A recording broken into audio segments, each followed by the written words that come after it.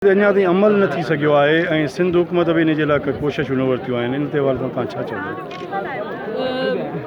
सिंध में ॿोली जे हवाले सां त बिल पास थियल आहे, पर कॉन्स्टिट्यूशनल अमेंडमेंट जे हवाले सां बिल जेको आहे उहो 70 सालनि पहिरियों दफ़ो स्टडी कमेटी मां असांजो पास थियल आहे। मुंहिंजो ऐं साहिबु साहिबु 8 ॿोलियुनि वारो 9 ॿोलियुनि वारो 10 साल खां इंतज़ारु पियो कयोसीं त पास थिए बार बार उहो फेल पियो वियो, उहो रिजेक्ट पियो थियो।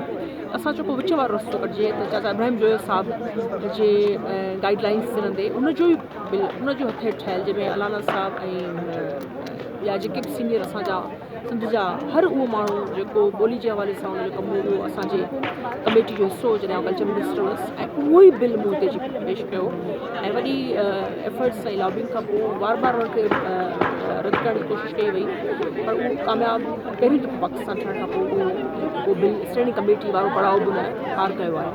हाणे उहो बिल जेको आहे सेनेट में 2/3 मेजॉरिटी जेसिताईं नथी थिए त उहो ज़ाहिरी ॻाल्हि आहे, असांखे ॾिसणो पवंदो। लॉबिंग असांजी मुसलसल हले पई, बलोच पश्तून ऐं ॿिया भाइर त बिल्कुलु असां सां गॾु आहिनि, पर असां चाहियां थी असांजा उर्दू ॻाल्हाईंदड़ भाइर आहिनि उहे असां साथ आहिनि। PTI पूरो दम भरींदी हुई ऐं शकील फराज़ जो माण्हू शाइर जो हिकिड़ो पुटु आहे ऐं ख़ुदि बि जेको आहे पश्तून ॻाल्हाईंदड़ आहे, त उनखे बि जेको आहे हिन शइ में लॉबिंग में अॼु अचिणो बि हो कोन आयो। ॿिया मालिक साहब सभु आया, उन्हनि साॻी ॻाल्हि कई ऐं पोइ बिल 4 ॿोलियुनि जो जेको घुराव बि सराइकी उन्हनि खे अमेंडमेंट जे थ्रू उहो असांजी जदोजहद इहे जारी आहे।